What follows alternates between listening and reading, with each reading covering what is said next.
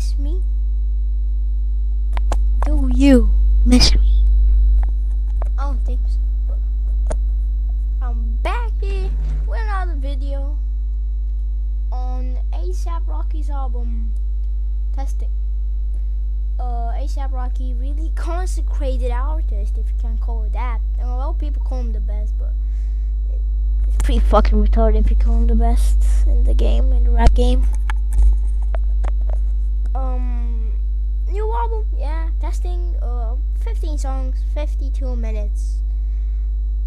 Oh boy, does it seem longer than 52 minutes. Boy. Oh boy. Okay, I want to like do these albums, like these album reviews, like weekly. I don't know if nobody drops an album, I can't do this weekly, but like a series, you know. And for a series, it'll be really easy. That can have a format. So the format that I'm going to be using from now is I'm going to be saying my opinion for some tracks, some highlights most, because I can't say a lot of shit about some tracks, and then give my all-out opinion. If it disappointed, if it didn't, where did it hit hard, just my full-on opinion. You gonna see it in the end. I might put a time mark in the description for that. Okay, let's get right into the album. Distorted Records. I just thought my headphones were like bugging out or something. Then I got like, oh, Distorted Records, Testing. It's a testing album. It's an experimental album, and you can see that through some of these tracks. It is an experimental album. Distorted Records, I really liked it, but the only thing that I have to say about it, like really, I don't know, just me being nitpicky, I'm going to say when I'm talking about Tony Tone. Okay, A$AP, the A$AP Forever remix, of course. A$AP Forever is already an amazing song. I love it. And adding Kid Cudi to the cut really didn't make it worse. I feel like it didn't make it better. And just dropping a song right in the middle of your album that's just a remix, it's a good idea. You just like refresh this thing. It really needs a lot of refreshing, this album, to be honest, with some old stuff but some new stuff added to it, you know. Maybe even gives you like the nostalgia that you felt because you were listening to this song like back in the day. Now you're not listening to it, but if you're a Rocky fan, you're probably listening to this song a lot because it's one of his biggest. Next track is going to be Tony Tone. So you might be like, you said you're just gonna talk about some tracks. Why are you talking about so many tracks? I'm gonna be talking about the tracks that I found something good in them. So you might say that if I just talk about a lot of these tracks, why don't I talk about all of them? Because it's really hard. It's gonna be a long video if I just talk about every single track of it. Yeah, back to the review. Tony Tone, loved it, 100%, 10 out of 10. I'm gonna give it a 10 out of 10. I love the beat. It was nerve-wracking. I just loved the feel of it. But the nitpicky thing I want to say is that on Distorted Records, he said, if I'm in your top 10, mine's better be the first name. And in Tony Tone, he says, I can't give a fuck about a list. I can give a fuck about the diss. That's the chorus.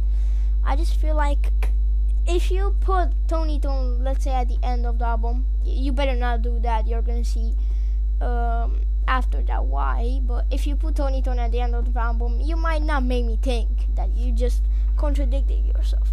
But if you just put it like right next to these stolen records, you're gonna make me think like from the start, like did he say about like the top 10 thing, mine's better be the first name, like did he just contradict himself? Yes, he did.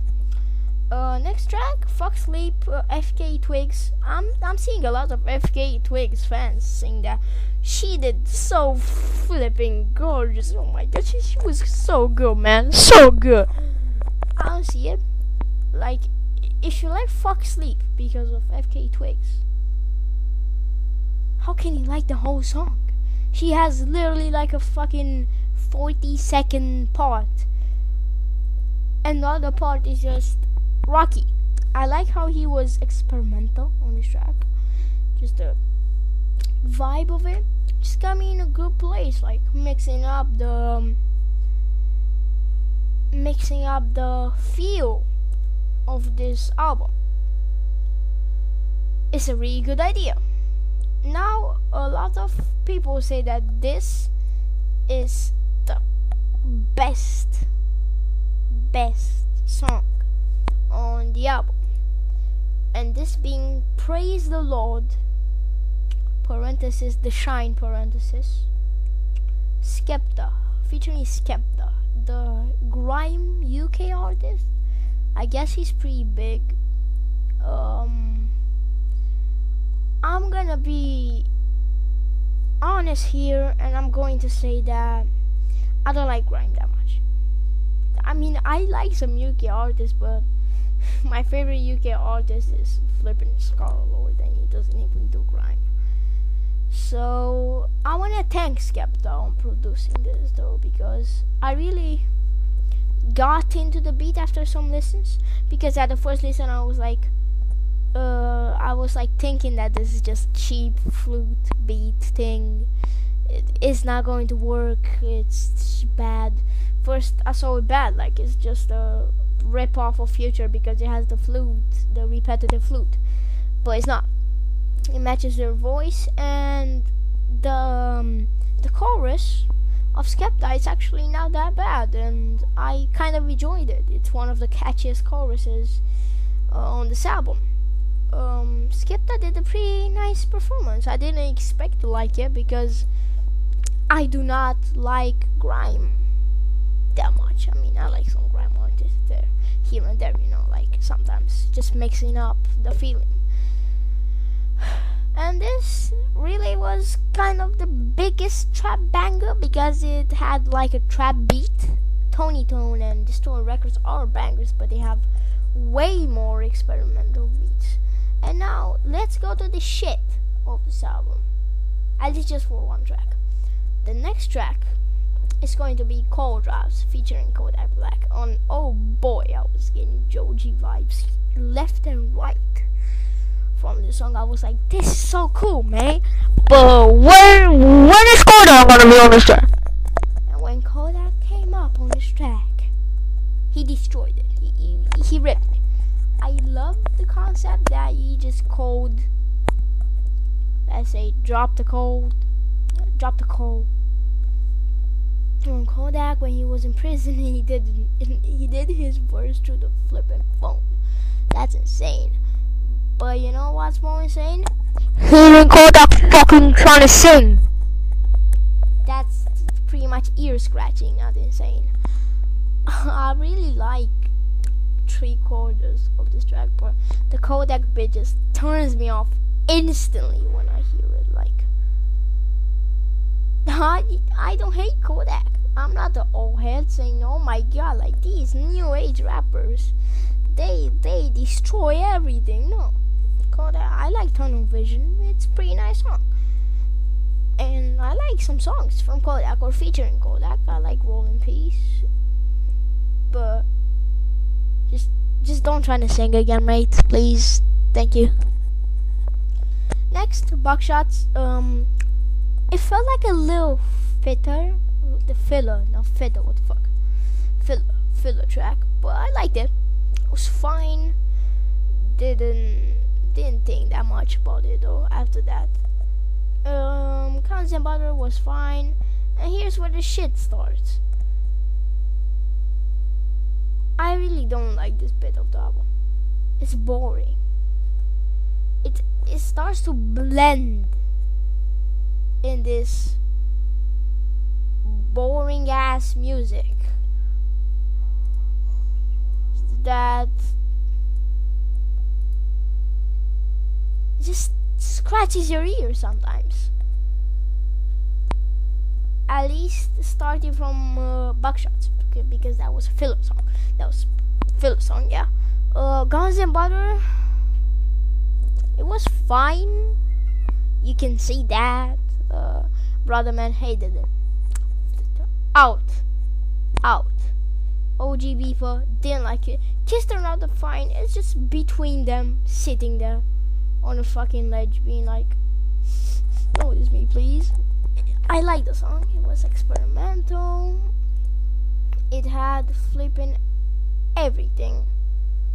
And Han 43RD or Han 43rd, if you wanna call it like that, was a fine track. It was like linked to Kiss Turn Out Fine in a way because of the sound. I jumped into changes, and when I jumped in, I was like getting damn vibes and all that stuff, you know. But between Kiss Turn Out Fine and Han 43rd and changes, they sounded the absolute same. Like, I like that sound. That's the problem. I like it. But hearing it 3 times in a row is absolute flipping boring. Black Talks, White Collar was a nice track. It was a fine track. And Purity by Frank Ocean, I loved that track. I loved it. So, what can I say that I hated on this album? I hated that it was repetitive on that 3 tracks. Even if I like them, I don't like them. I need to take this album as an album, you know what I'm saying? French Montana fucked the track to me on Brotha Man. Juicy G did a pretty nice verse on Gunz and Butter. Or nice whatever. Nice everything. Just everything I thought was nice. The Kid Cudi did exceptional on the remix. I liked that remix a lot. Kodak Black did fucking terrible on Calldrops, and yeah, features, you can see there's a lot of fucking features. I want to hear more of Rocky. Like at the start, you're like, oh, Fukk Sleep, Praise the Lord, Calldrops, all with features, and then it just blends into this moody rap. But Black Talks, White Collar, and Purity try to save that. So my opinion will be on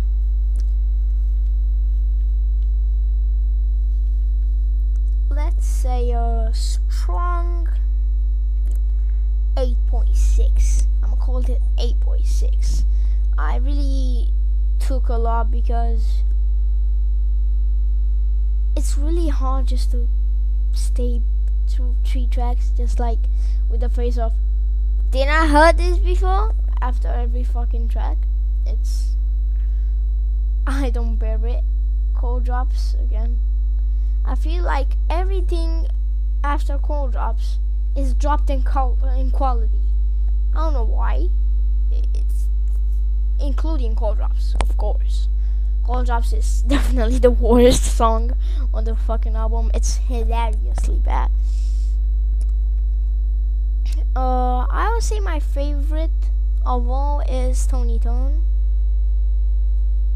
because just the beat, the repeating, the looping, slow down, guitar, I think it is. It's really nice. Also, Praise the Lord is a good track produced by Skepta, yeah. And yeah, a pretty nice album, but gets boring at some point. 52 minutes, you could easily cut about 10 minutes and just make one of them songs so it doesn't bore you. So yeah, that's my opinion on this Testing album. I like A$AP Rocky, but I really feel kind of disappointed. I was like, he's gonna pull up with some insane ass shit, and he didn't. He just pulled up with this moderate, some of them, like put you in the mood and then took you out of the mood, put you in the mood, took you out of the mood so fast. It felt nice at the beginning, but then it stopped. Like, it didn't put you in the mood, took you out of the mood. It just was like, be moody for like fucking 3 tracks. And then Purity was kind of a moody song as well, like just a little, but yeah. Yeah, that was the video. If you enjoyed, smash that like button. Subscribe if you want. And yeah, this has been Vlad, and you have been blessed. Bye.